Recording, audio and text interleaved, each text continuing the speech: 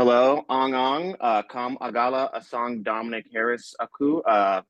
Hello, good afternoon. My name is Dominic Harris. I'm a member of the Aleut community of St. Paul Island. I'll be helping run this seminar today, along with Remington, who is my colleague who helps me run the program.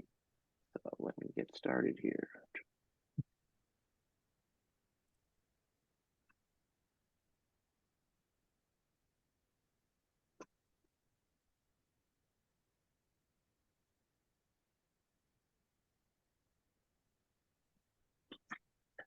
All right, yeah. So Dominic with the Native Peoples Wildlife Management Working Group. I am currently one of the board members this year, but my term is running out, and I'm just going to stay as the coordinator for the professional development program. And so here's a little quick history of the Native Student Professional Development Program. It was founded in 2006, and since then we've had about over 160 recipients who have been for the program grant, which is awesome. And this program pays for travel, lodging, and conference fees, which is, really helpful for students, especially like Native Indigenous students where resources may be a little more slim. And this was built to get Indigenous students into the wildlife and natural resources industry. Sometimes it can be very hard for these students to get into the field because sometimes, it's about who you know or connection. So this is helping really network for these students. And also, we'll talk about it a little bit later, but in addition, we always have the Sloan Foundation Indigenous Graduate Partnership. Pat Zollner at Purdue puts on a dinner for the students every year to talk about the program, which pays for your graduate degree, and you can use it for almost anything, which is really helpful. So, including medical expenses, childcare, lodging, and plus your school. So that's really cool. Also, students, they get a dinner every year. We get to come hang out all together, which is a really good way for them to network and get to know each other and build these lifelong relationships. And then here's a picture from 2012 recipients right here. And then I'm going to switch over to Sarah, and she is going to speak on some of the historical summary. Yeah. Well, thanks, Dominic. And I'm really glad to be here today. I'm thrilled to see the Wildlife Society put on this webinar and the working group to come together and present this material. So Dominic, I think you'll get my slides up here in a second, but I ran the program for several years after Nate, who's also here on the screen, and he'll be presenting as well. And then prior to Ty. So I had some historical information about the program that I just wanted to share today. So go ahead and click to the next slide, Dominic. So this is really information from 2006 to 2022. It doesn't include the 23 data because that just happened a couple weeks ago, as you all know. But this just shows a summary of the data. So the number of student participants by year compared to the number of applicants when I had that data. I didn't always have it, and we could probably complete this data set. But just wanted to show the acceptance rate. So some years it just depends on like the funding that's available and how many students apply and whatnot. But sometimes we're only able to offer the program to about half the applicants. And then some years we're able to nominate more than 90% of the applicants. So it just kind of ranges, but that's sort of the variation there.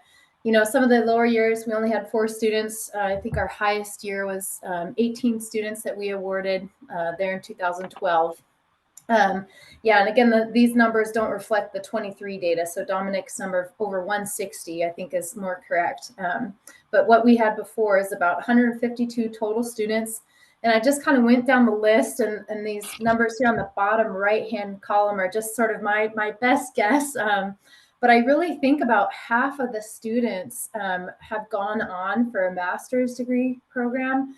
And then about 1 out of every 6 of our students have gone on for a PhD. So like Dominic was talking about the involvement with Purdue University and the Sloan program with Pat Zollner, I think a lot of the emphasis in the program that talks about beyond going for your undergrad and going on to advanced degrees. And so that kind of is reflected in the data too. So next slide, Dominic.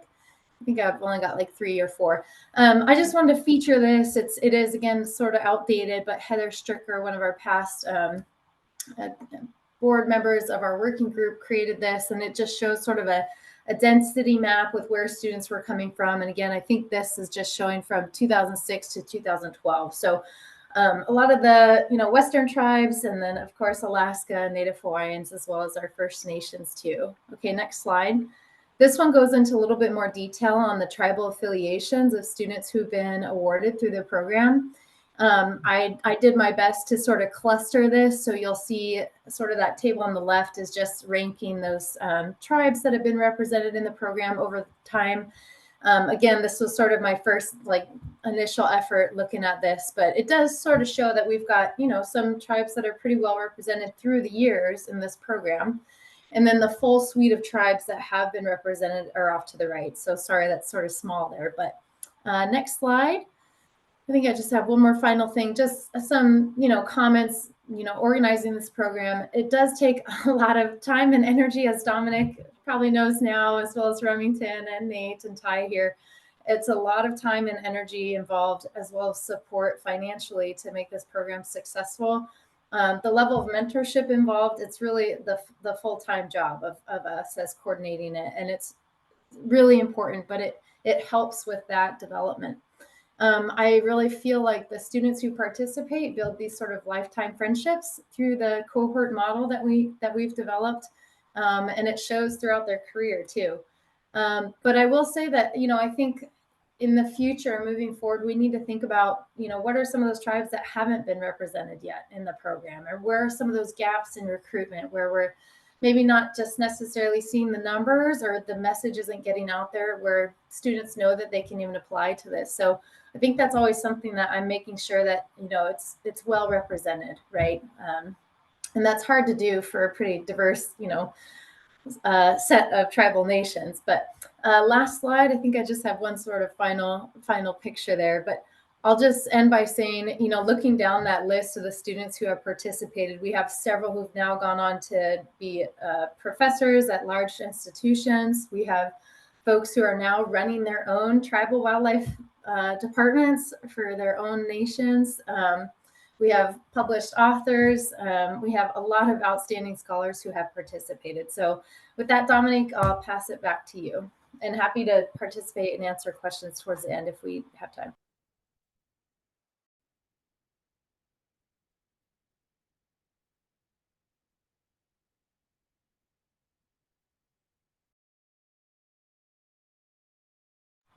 Dominic disappeared for me. Am I the only one that doesn't see him now? No, I was going to say, I think we lost him partway through your talk, Sarah, because shoot. I saw him freeze up, and then he was gone. So maybe he'll join back in here in a second. All right. Well, let's wing it. Nate, do you want to chime in here? And we'll give him some time to jump back in, unless Deandra, I see your hand up. Or maybe I don't see your hand up. Maybe mine's freezing. Oh. But Nate, do you have any comments to add to some of that historical stuff?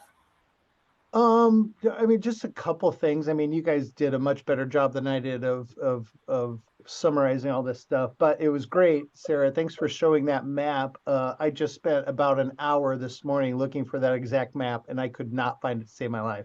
So, no, I don't have a whole lot more to contribute other than what's already been said.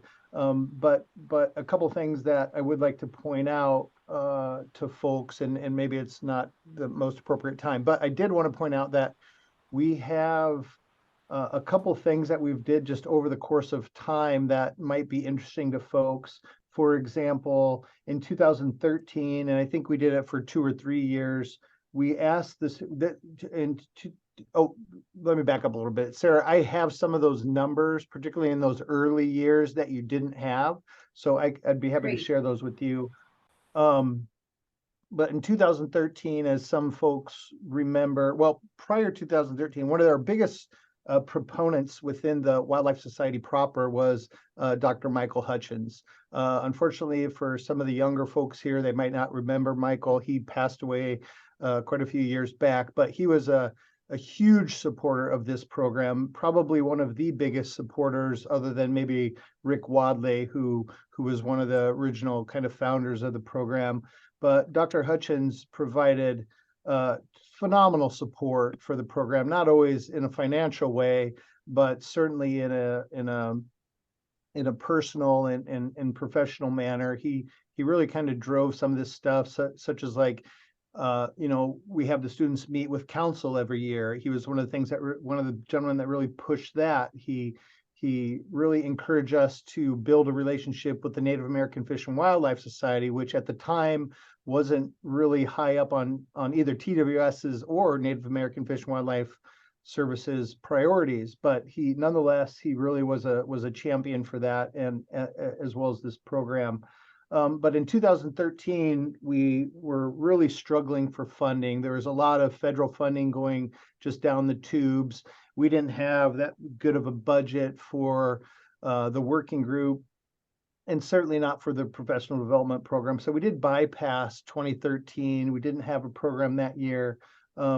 But we did go back and ask some of the previous recipients to provide a statement on their experiences in the program. And I actually found that video clip this morning. I won't play it for you guys because it is kind of long. It's like, I don't know, 15 or 20 minutes. But we do have little things that we've done throughout the program at various times throughout the program that I think it would be good to kind of compile all this information and just look at how things have changed. I was hoping to do that a little more before today, but I just couldn't get it done. But I do have some of those little tidbits of information, like those videos, and the map that Sarah put up was awesome. And if we could update some of that stuff and bring everybody up to speed, and the way I envision it is having some comprehensive, I don't know, report or document of some type that includes all this information, because there has been a lot of input over the years, a lot of great feedback from the students. We've incorporated things that some things went really well, some things didn't pan out all that great. So just seeing the evolution of the program, if you will, I think would be really beneficial for folks, particularly those going back and looking at the history of this program. But as far as providing anything that hasn't already been said, I don't have a lot there, other than, if somebody wants to talk about some of the things we've done over the years and things that have kind of evolved, I could provide that as well. Another thing that I think would be handy is we used to take, kind of like what's up on the screen now, every year we would take pictures of all the recipients.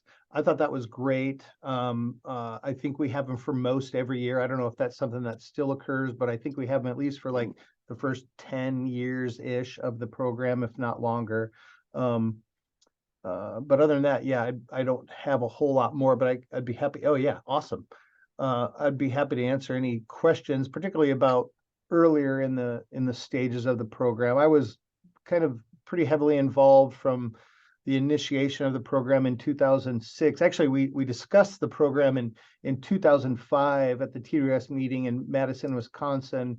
The Native Peoples Working Group brought up the idea of awarding scholarships for, at the time, it was just 4 Indigenous students to attend the upcoming 2006 meeting, which was held in Anchorage. So for those of you who don't know, Rick Wadley was a major player in developing this program. In fact, it probably still wouldn't exist if it wasn't for him. He was I think a tribal member from Montana. Pardon me, I don't remember which tribe, but he was a employee of USDA APHIS, and he really championed this program and obtained the funding for the first, at least 3 or 4 years through his supervisors at USDA. And then he, along with a woman, Jeannie Lubering, also was pretty heavily involved with the program from the start. And I have a lot of that kind of older historical information for those interested, particularly earlier years, 2006 through maybe 2010, 12-ish of the program that I'd be happy to share. And at the time, we only had $8,000.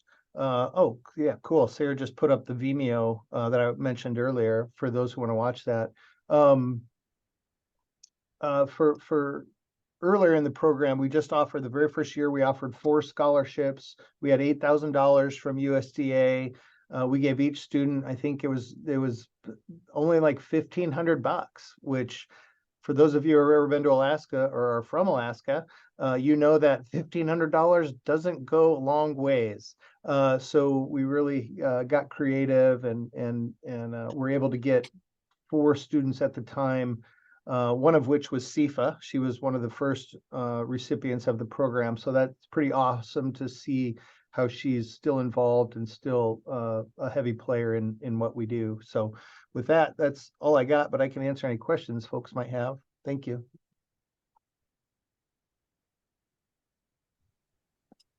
All right, looks like we have one question from Brian. What percentage of students come from tribes and nations with current tribal wildlife programs and from tribes and nations that had previous student scholars? That is a good question that I do not have the answer for right off the top of my head. Nor do I. I could just say we can look into that, because yeah, that one of those slides that I compiled with the affiliations, that was the thing I forgot to mention on that slide is it'd be interesting to look at the gaps. So one that comes to mind is Penobscot and maybe Muskogee. But though I don't think that they're represented in our list, yet they have tribal wildlife departments that. So yeah, we could probably do a further analysis on that question. Thank you, Brian, for bringing that up. And then as far as previous student scholars, Dominic can probably address this with our selection, but yeah, I mean, one thing I forgot to mention is as a student, you can be a recipient of the program twice, and right now it's per academic program you're in. So let's say hypothetically, if you're undergrad, you can win twice, and if you go on to a graduate degree, you can do it again if we kind of do scoring based off of students that haven't been before and stuff like that. So if you've been a couple times but you are in a different degree program, we may defer you to next year or something like that, so we can get some new students going through into the program. Then we have another question from Joe. Has there been any historic or more recent attempts to work together with the International Wildlife Management Working Group?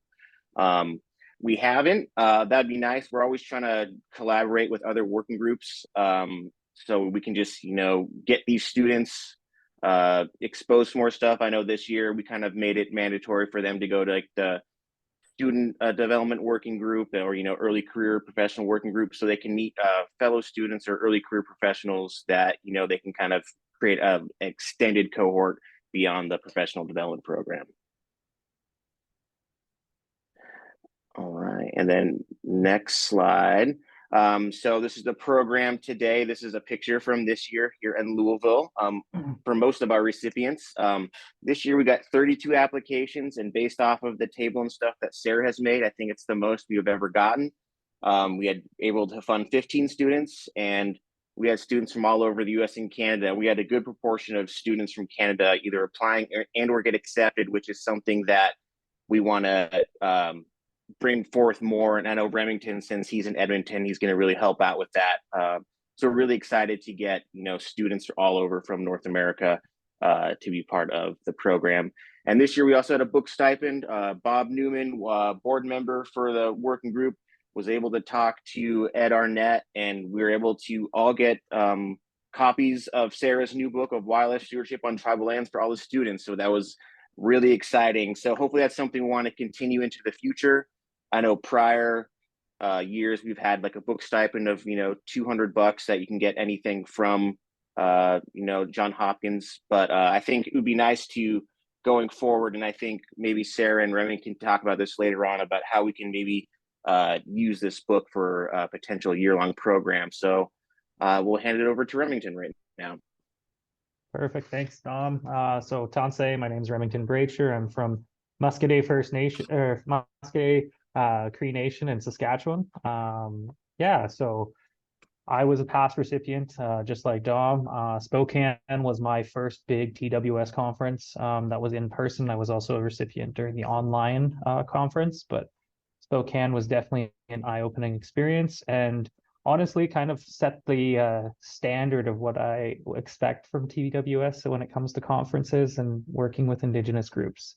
So with that in mind, we're going to just talk briefly about like the visions for the future. So um, in TWS right now, the Leadership Institute is like the flagship program that TWS pushes. And it's a year-long program with milestones and a heavy TWS support system with it. Myself and Dom and previous committee members have talked about making this program a year-long program, which I think is a great opportunity for students, especially with if we can make it similar to the Leadership Institute. The goal is to send the students also to the Native American Fish and Wildlife Society annual conference, as well as the TWS conference, which would give them a nice blended experience between the two groups. We want a little bit more mentorship in some aspects, especially if it's a year-long program, to maybe help with like resume building or how to find jobs in certain areas, or career advice or graduate school questions, like something along those lines to help secure students' questions and stuff like that along the way.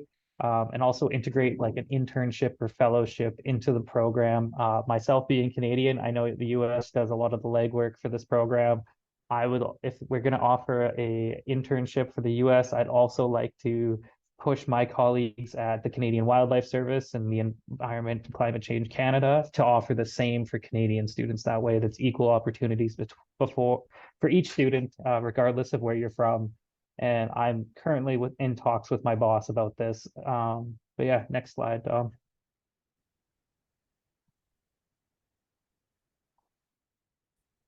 And then, oh, we lose Dom. Oh no.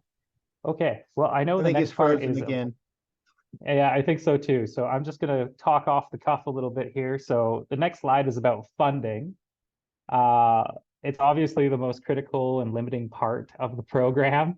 In the past, like Nate has talked about, there have been years where we couldn't put on the program because of a lack of funding. So over the years, funding has come from a variety of sources, most recently from the US Fish and Wildlife Service, which is great.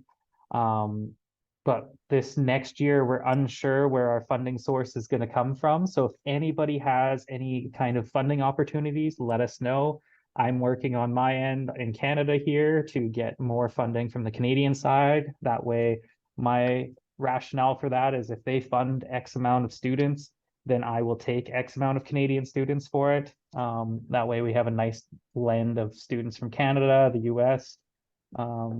But yeah, please, if anybody knows of any funding opportunities now or in the future, like shoot myself or Dominic an email, and we'd really appreciate that going forward. And then I think it's the panel itself after that. Yep. So here's the panel. I think hopefully Ty's still on. I know he had a class to teach, so he can go first. But Ty Wardell, assistant professor at Texas A&M. He just got down there in the Rangeland Wildlife and Fisheries Management.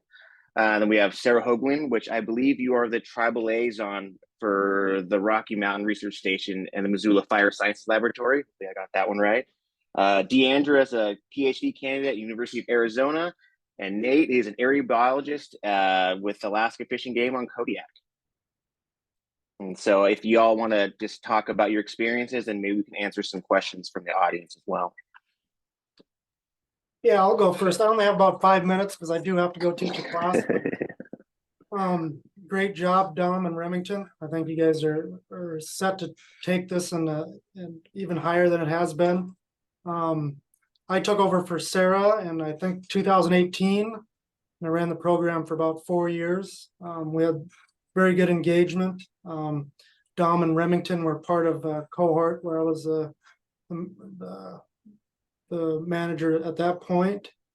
I just for everybody watching, I think this program, I'm where I am today because of this program. So I think it's one of the most important things I did in my academic career, and in terms of having mentors and collaborators and meeting friends and things like that. So I think it's well worth it if we can find ways to continue funding it. And the most important aspect of all my education and collaboration and things like that. And I'll take questions for 3 minutes if anybody has one specific for me.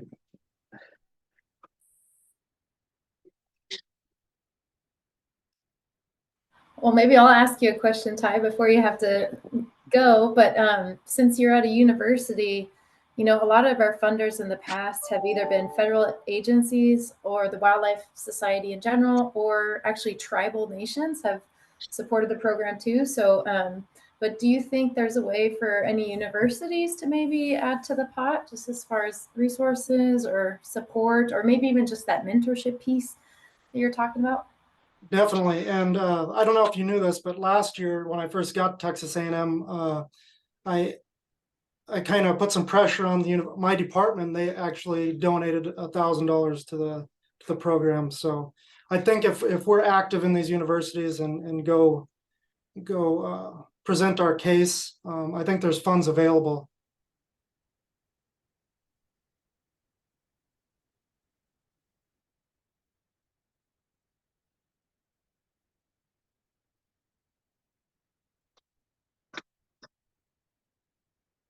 All right, I guess, Sarah, would you like to talk about your experience being in the program and also help running it? Yeah, sure. Same with what Ty just mentioned. The first time I attended a Wildlife Society meeting was in 2010, and it was because of this program. I applied to this program. So then that was and kind of like what Dominic said, or no, maybe that was Remington, where it was like my exposure to TWS. So then that was like the bar from there on out. Yeah, and then it was like immediately after my first year participating in the program, then I ran for a board position in the working group, and then it kind of just excelled from there. So I think this program provided me, at least from a participant perspective, a nice like stepping stone and launching off point to further engagements within the society. And so I think just from an investment potential, for the society to view this as a great like breeding ground, I guess, for the next generation of wildlife professionals, I think is really key. But yeah, as far as organizing it, I kind of feel like I blacked out during those years because it's a lot of work. So I mean, it's great to look back on all those memories, but I'm so pleased to see that Dominic and Remington are kind of teaming up to do this. I think this is the first time we've had 2 coordinators organizing it. And boy, I think that's just going to alleviate a lot of the stress for the coordinator, and then also just provide more of that like one-on-one mentorship with the students. Because, you can only be in so many places at one time. And the TWS conferences are so busy for us that I'm just pleased to see that. So I think that's a good model moving forward and is smart, like in many ways. But yeah, again, just really pleased to see like where the students have gone on after they've participated in this program. It really helps in their development, and then it sort of pushes them to take that next leadership step. And I think we kind of hint at that with our goals and objectives with the program. It's not necessarily written in stone, but I think it provides for that space. So yeah, and then I see a lot of questions, so I don't know if we want to get to that, but Dominic, I'll pass it back to you.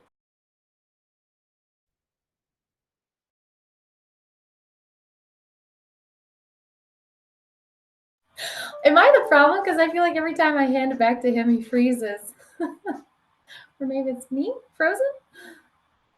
I see you off mute, Nate. Go for it. Yeah. Okay. Sure. Yeah. I was just going to try to fill some space there since it looks like Dominic might have connection problems, but yeah, no, I am probably in a unique situation here because I have not been in the program ever, unlike most of the people who are currently involved.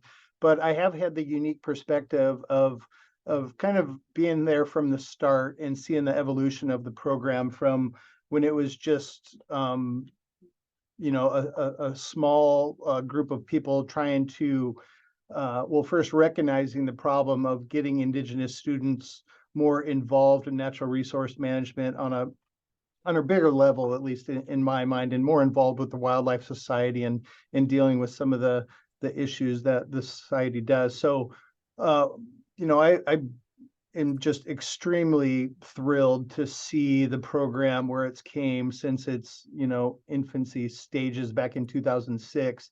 And more impressive is to see where people have gone. You know, I mean, look at the folks on this panel right now. I mean, everybody other than myself was a recipient of the award, which in my mind really speaks volumes to the success of the program. You know, as I think it was Sarah pointed out earlier, you know, we've had a number of students who moved on to PhD positions or supervisory positions or liaison positions, which all those are incredibly impactful and put this program in a really good light. So for me, it's just been an absolute joy to see how the program has developed and how what I refer to as kind of the younger students taking over the program and taking it to that next level. Because for those who haven't been involved from the start, it has really evolved into something that Rick and myself would have never imagined, you know, close to 20 years ago. So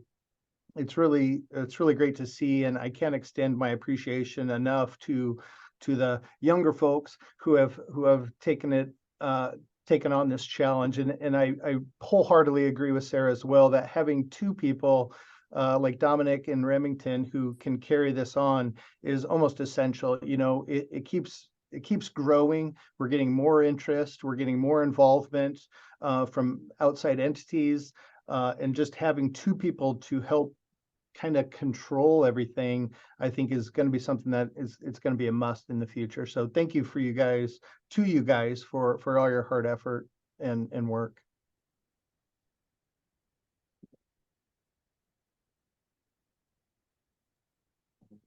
Well, we can maybe start going to questions here. Next. Oh, you can go next, Deandra? Yeah, definitely. Yeah, sorry, my internet went out, so I don't know if you talked yet. That's okay. Hello everyone. Yat Deandra Jones yin shek kilitini nishle ashiha bashishtin batahni dashichedo dashanella. Hello everyone. My name is Deandra Jones. I am a PhD student at the University of Arizona, and I'm majoring in wildlife conservation and management. This is actually my second year that I've been funded through the program. The first time I was funded was when I was doing my master's actually. And that was in 2019, and that's where I met Sarah and Ty and just kind of the whole gang, and it's just been great since then. And I think one of my experience I know for sure is just like having that peace of mind regarding funding, especially when you're going to a conference. You're not having to worry about like where the money's going to come from, if you're going to have like just money to last you out throughout the conference was one of the big things for me. But then also again is just meeting these mentors and just having this mentorship continue on. And it's like whenever you see them, you're more like friends now than and then you're like looking at the young, like the undergrads or other students coming in, and you're like wanting to mentor them too as well. But I actually heard about the program through social media, and like they were saying earlier, like TWS, I've never actually heard of it, and through this program was how I was introduced to TWS. And it was actually like the first large conference that I've been to because of this program. And then also just like networking, I feel like is a big thing, especially when you go to these conferences, you meet like a lot of different people that, you know, could help you in the future, or that might point you in direction for funding, or that you might collaborate with just like in the future. And then also another big thing that I've gained from this program is friendship. So there's people that I met in 2019 that were in the same, that were funded through the program that I'm still friends with. And we call it our annual get together whenever we like see them at whenever I see them at conferences. So it's always nice just to, you know, have those familiar faces. I was actually able to serve on the board too through this program, and it's been kind of like a whirlwind, but it's nice to kind of have that skill set and just kind of seeing what goes on in the background and stuff, and just kind of putting your input in. But yeah, it's been great so far, and this is my second year, but as a PhD student, hopefully maybe one more round. But otherwise it's been great. Thank you. But yeah, so that's the end. We'll take some questions, but here's I say thank you for everyone to show up, panelists and attendees. I really appreciate it. We'd love to get the information about this program out, so share it with everyone. Usually we send out applications, a call for applications in like July or August. I think we want to maybe start that a little earlier going forward, so more students have opportunity and understand and know that, hey, there's this a program that can apply to. So hopefully we can get more and more students every year. But here's our contact information for Remington and I. And also we do have our own webpage on the Wildlife Society as well if we want to learn more information about that. Yeah, and also join the working group too. We'd always love to have more people in the working group as well. So anyone and everyone, you don't have to be an Indigenous person. So we have plenty of people that are part of it and are super helpful and are great allies as well. But let's look at some questions here. Let's see. Before we launch into the questions, and sorry, yeah. Dominic, Yeah, no, absolutely. Go ahead.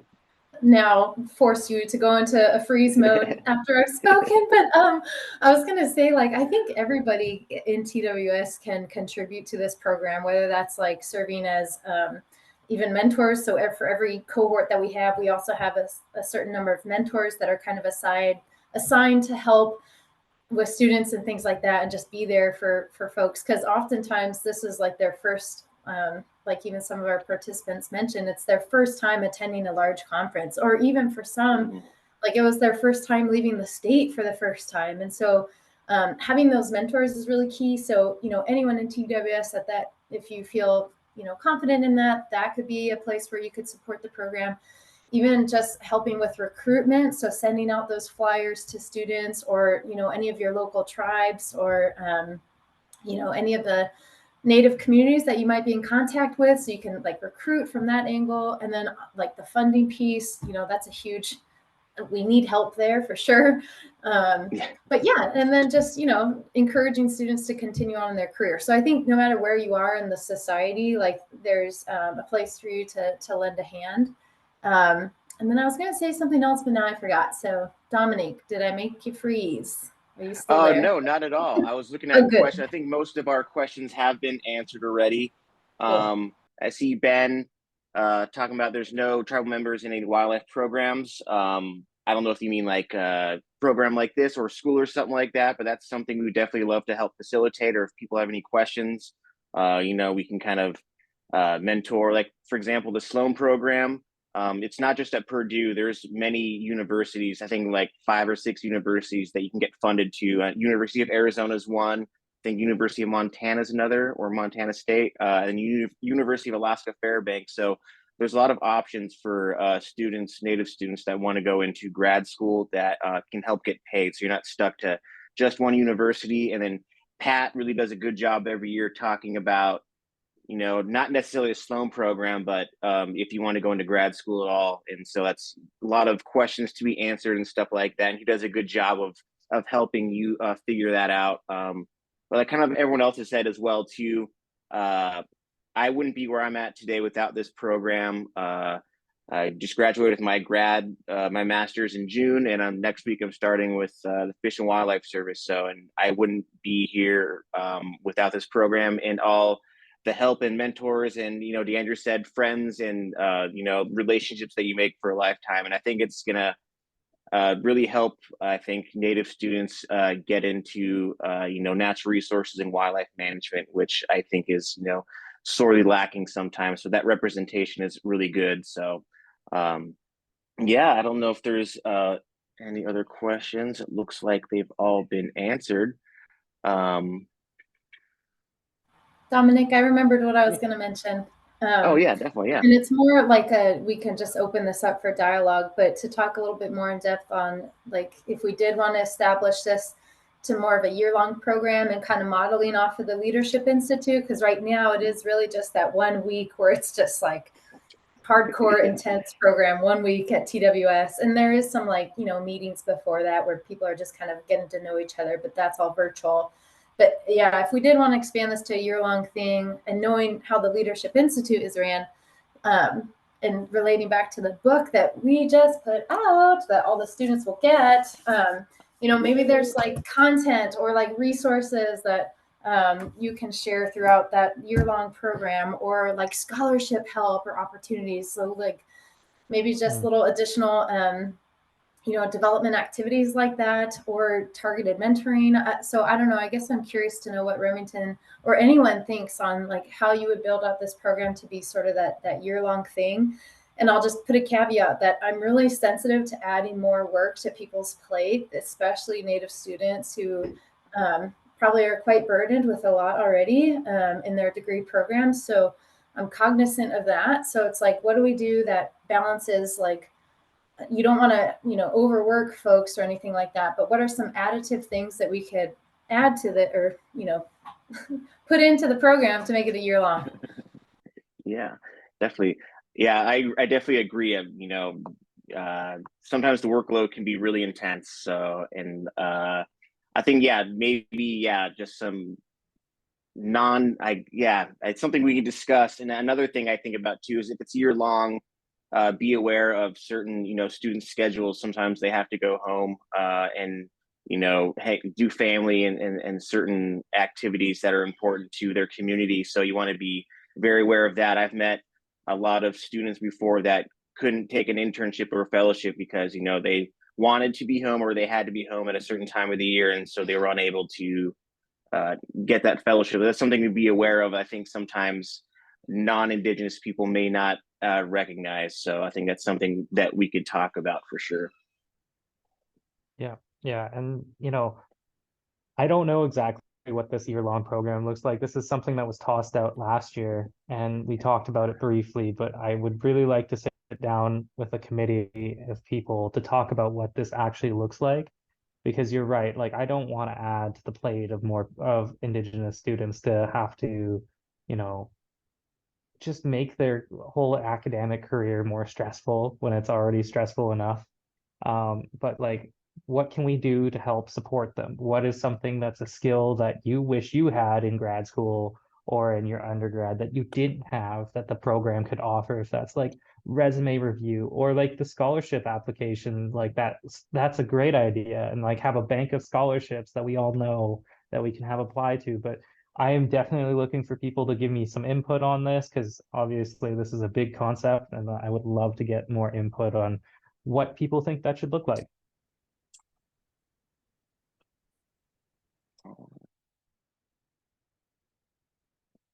Like Daniel says here, Montana State, Monotech, and University of Montana have the Sloan program. All right, that's awesome. So all three. And the development program has been helping connecting students with graduate programs and potential advisors. So that's Daniel's been one of our recipients. I know he's in his degree right now, and great person. I know he's been in my cohort as well. So hi, Daniel. Good seeing you. Sorry we missed you this year. Yeah, mentoring I think is really important. Sifa was my mentor, and that she was great, and that helped me out a lot in my journey of in grad school and just my career. So really helpful with that, and that's something we definitely want to build up a little bit more is how exactly we want to structure it, and we don't want to overburden the mentor and the students as well with too much to do during the year. But I think we definitely want to go beyond that 1 week because like Sarah says, sometimes it's like a fire hose of information and experiences and stuff like that. Could be a lot to take in, and sometimes they've never been to a meeting or something with this many people, so it can be very overwhelming for Indigenous students, and that's something from personal experience. So all right, if no one has anything else to share, I think we might be done. And once again, I want to say thank you for everyone, and hopefully we see you at some working group meetings. Hey, Dominic, sorry, can I mention one quick thing? Yeah. For those folks Absolutely. who are listening and might have ideas or might come up with ideas, what would be the best way to make them provide that information? Either email you or Remington here with your emails on the screen. Was that the best route to go? That'd be the best route. Yep. Okay. Thank you. All right. Looks like we got some. So you got some questions. Taylor, my last day as an undergrad is December 11th. I am starting my master's in May 2024, and any additional supports and resources and partnerships building with the group would be incredible. Yep. So yeah, you can apply next year if you're going to start your master's. You just have to be currently in a program to be part of the professional development program. And then Brian, can students who receive financial assistance not from the Native Student Development Program to attend a TWS National Conference participate in this program? So the program is you get the money from our work group and the Wildlife Society, and you do have to be you don't have to be part of a federally recognized tribe too. That's something we didn't mention earlier, because I think that's really important, because sometimes a lot of programs or scholarships or grants say you have to be part of a federally recognized tribe, and you're missing out on a huge amount of population of Indigenous students. So you just have to be part of a tribe and just, let us know. So I think that's something that is really important. First Nations, Native Hawaiian. We've never had any Indigenous students for Mexico, but since the Wildlife Society is North America, that is something that could be counted as well. But yeah. Dominic, can I add to that question too? So over the years, and I think each coordinator maybe handled this differently, but there were some cases where we have the Native Student Professional Development Program cohort, like those students who have gotten funding, but their cousin attended too, but they were funded by their school or something. So they weren't technically in the program, but they were I don't know, we just saw them as honorary. And so we grouped them in anyways to attend events, but it just depends, because some of those events were sponsored by a group and there's only a certain number of slots or things like that. So if I'm reading your question correctly, can I still participate in some of these events, even though I'm not maybe in the program? You might have to kind of see and feel that out moving forward with Remington and Dominic. But in the past, we tried to be I think, and this gets to the tribal identity thing and tribal affiliation, trying to be as inclusive as possible. And Native identity in general is a really sensitive topic. So I think as much as we possibly could, we could be as open and as welcoming in this program as possible. Yeah, I guess, yeah. So yes, yeah, maybe I was misunderstanding the question, not answering right. But yeah, definitely I think this year we had one of the participant sisters come to, some of the events and stuff like that. You may not be able to get the book, because that's for the students or something like that. Like Sarah saying, a certain amount of slots, but definitely, being inclusive. And we've had people tag along that they met at a DEI workshop on Sunday, and they just kind of hung out with the students during the week, and so we made friends with them. And so you can tag along for sure. It's the agenda that we have for the students is pretty open. There might be some things that are private events, but just come join along and learn and be part of the program. Can I just add on to that a little bit there, Dominic, if I could? Another way for students to get really integrated into the program and into the working group is just by getting involved with the working group. If you have an interest in what we do as a working group and this program in particular, there's a lot of opportunities to get involved with the working group aside from this program, and there's a lot of benefits associated with the working group that dovetail really nicely with the professional development program. So I would encourage people who have any interest in this, either in this program or in the Native professional or the Native working group at all, to get involved. Try to, if you're so inclined, play a role in the working group, and you'll kind of just get absorbed into some of these programs and get to experience a lot of the things that some of the students do. And as any working group could probably attest to, we could always use more involvement and more participation from TWS members. Absolutely. Awesome. Anyone else want to say anything else before we say goodbye?